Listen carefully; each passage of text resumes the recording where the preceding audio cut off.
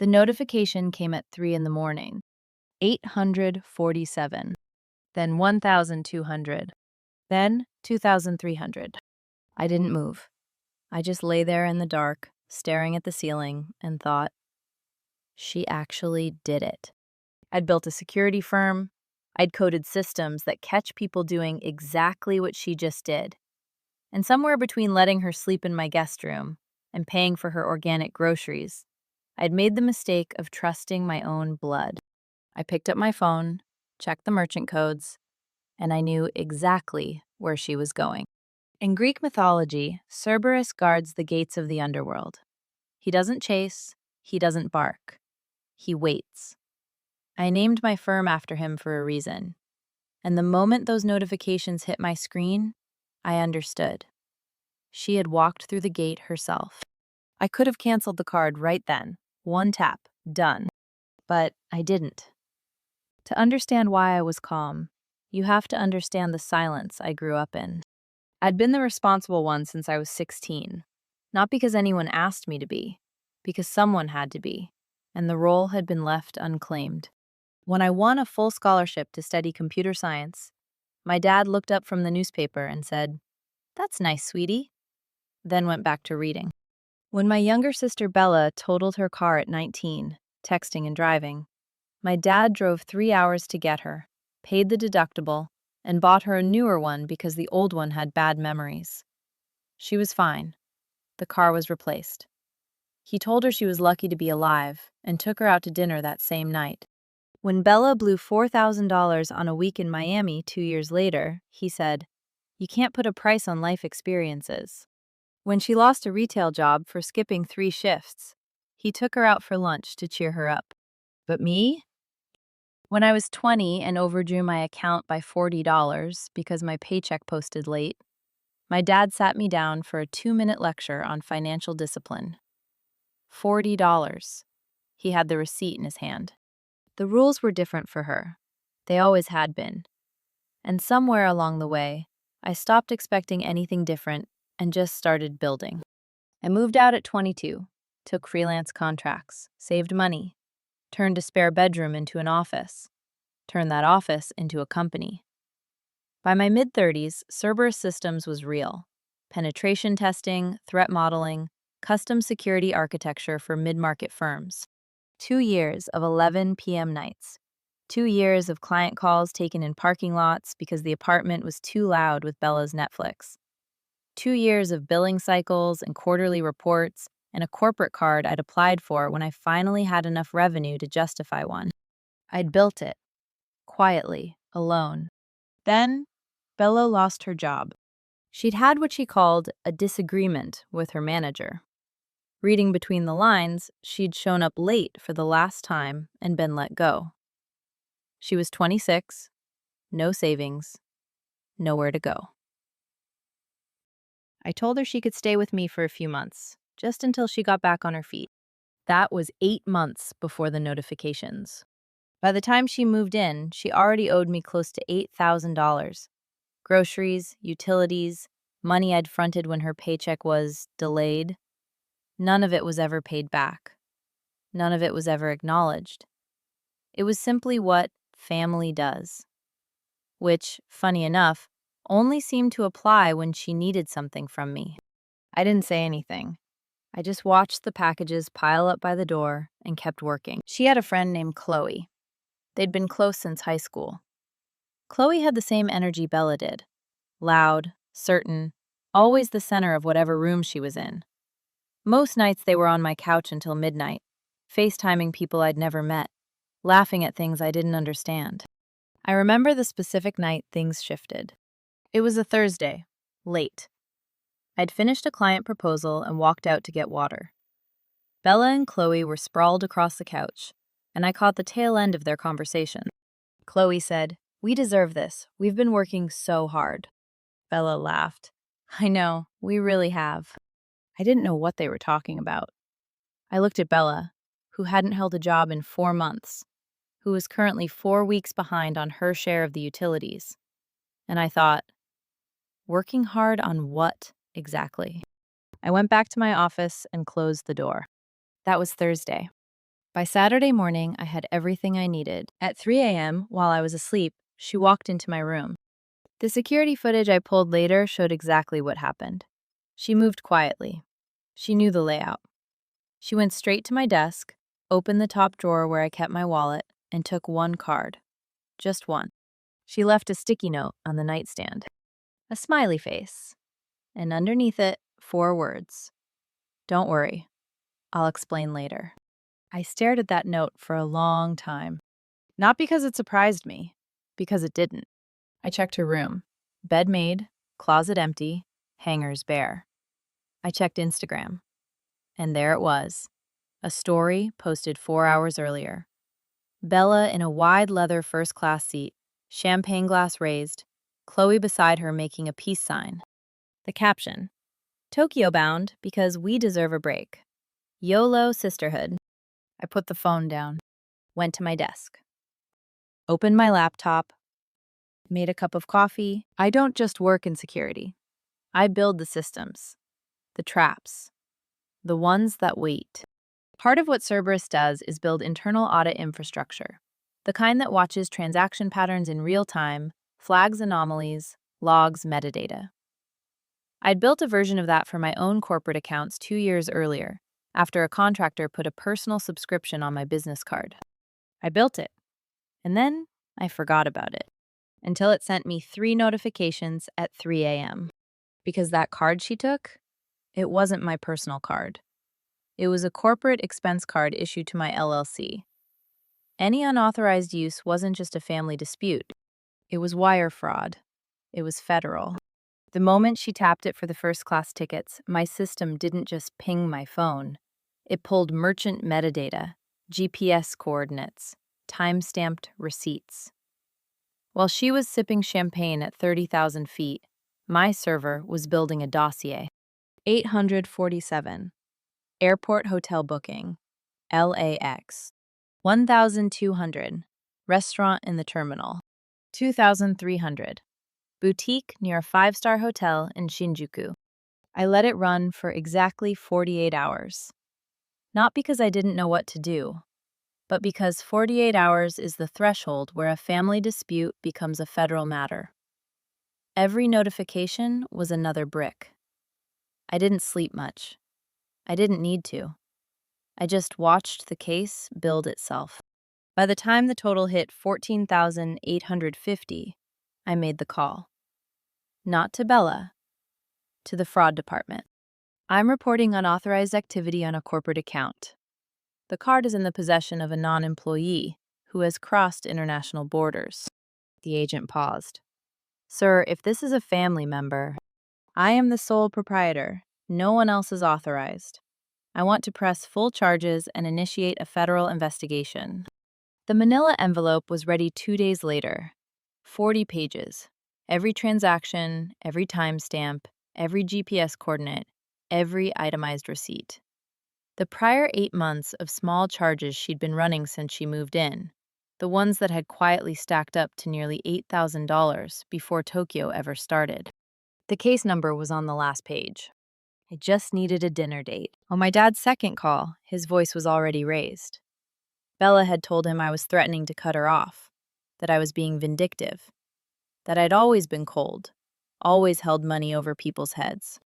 I let him talk. Then I said, "Come to dinner Sunday, Dad. Bring Mom.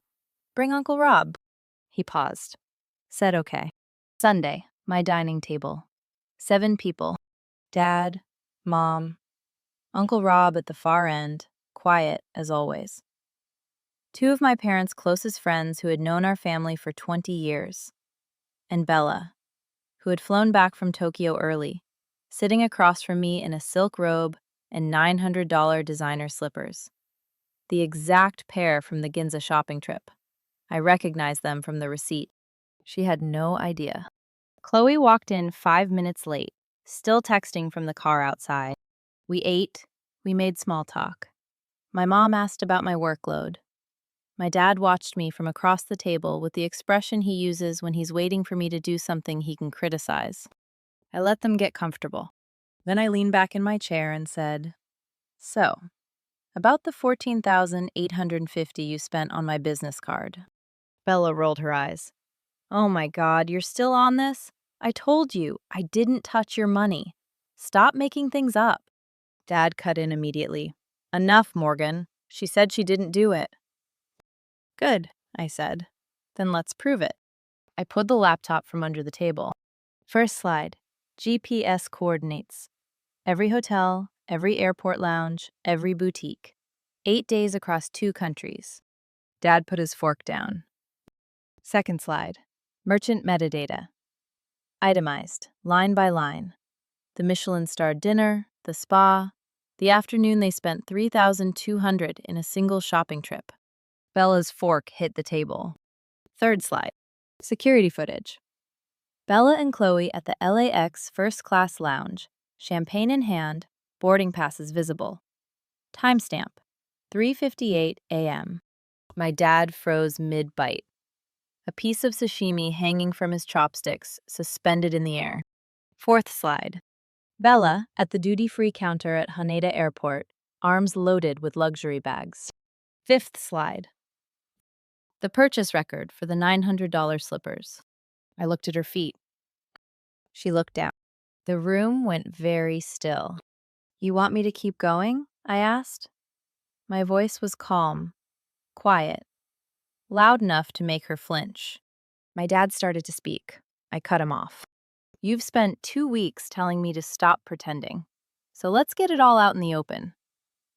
I slid the manila envelope across the table. It hit the wood with a heavy thud. I didn't just freeze the card. I filed a formal wire fraud report with the Federal Cybercrime Division. The bank has already reversed the charges. The detective handling the case is listed at the bottom. He's expecting your call. I turned to Chloe. She had gone very still in her chair. Your hotel room and your boarding pass are both in the transaction record, I said. You're listed as a co-user. The investigator will likely contact you within the next 10 to 14 days. You may want to speak with an attorney. She was already reaching for her phone when I finished the sentence. Bella's voice cracked. The silk robe, the designer slippers, the practiced confidence, all of it slipping at once. You called the police? On your own sister? You made purchases without authorization on a corporate account, I said flatly, and crossed international borders doing it. That's wire fraud. That's federal. What you're describing as a family dispute, the law describes as a felony. Dad slammed his hand on the table. The soy sauce dishes rattled. Morgan, this is family. We don't bring police into family. Family. I let the word sit there for a second. You mean the same family that has taken from me for 15 years and told me I was paranoid for noticing? The same family that told me to stop pretending while I had 40 pages of evidence in my hands? Bella's hand shook.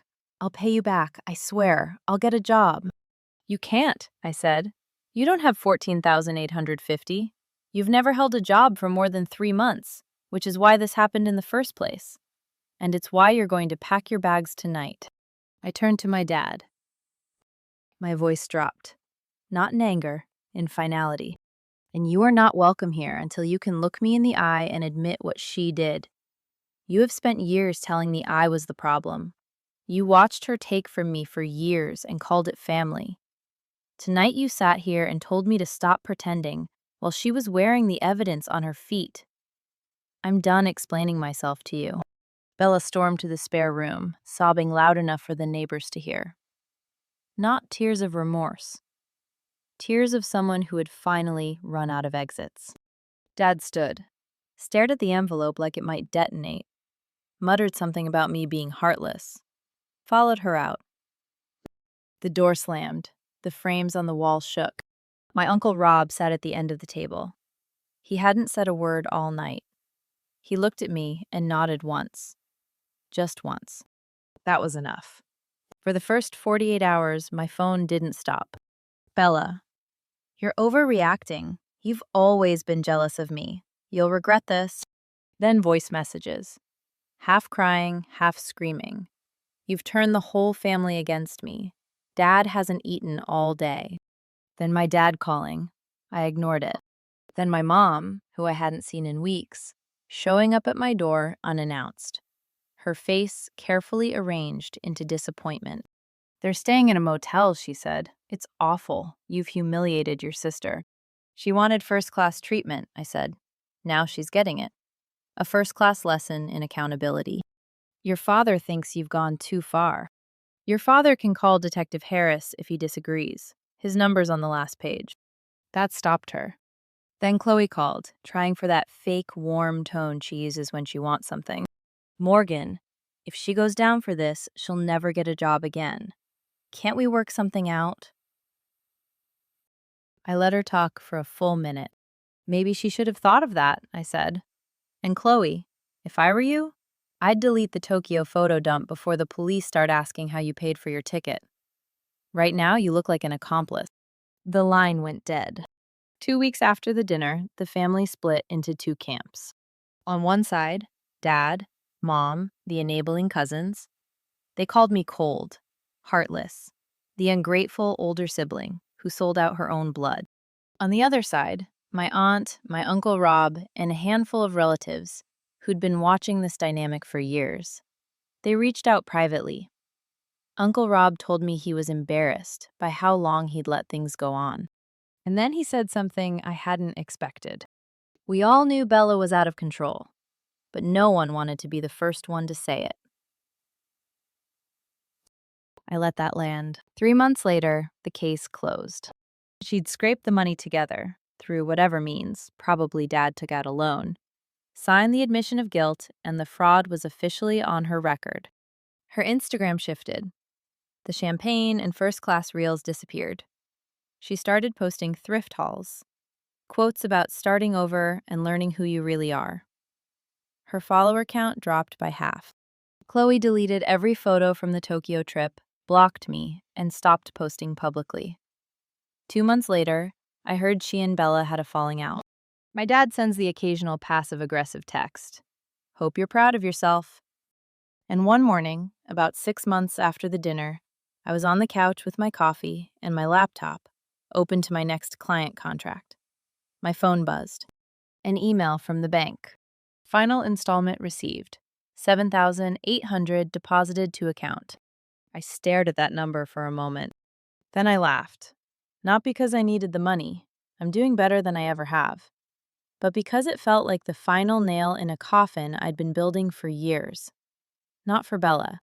For the old version of me. The version that bent over backwards to keep the peace. That confused enabling with love. That thought saying no was the same as betraying family. That believed her worth was measured by how much she could give before she broke. That person is gone. My apartment is quiet now. Really quiet. And it's mine. Financially, emotionally, physically. The only person in charge of my money, my space, and my peace is me. I keep my doors locked, my bank alerts on, my boundaries in place.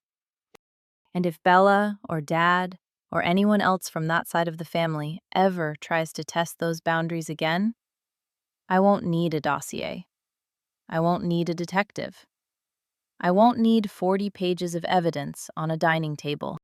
All it will take is one word. No. Because here's the truth they never want you to realize. They don't stop because you've been generous. They stop because you've made it impossible for them to keep taking. The moment you draw that line, they'll call you selfish because you've cut off their supply. That's how you know you did the right thing. Cerberus doesn't chase. He doesn't bark. He waits. And when they walk through the gate themselves, he's already there. That's a proverb with Epson and Befurkens. If this story hit something in you, if there's a situation in your life where someone has been counting on you not to notice, you have permission to notice. You don't have to be loud. You just have to be ready. Leave a comment, even just one word. Tell me you heard this. We read every single one. And if you're not subscribed yet, this is the channel for people who finished the job quietly.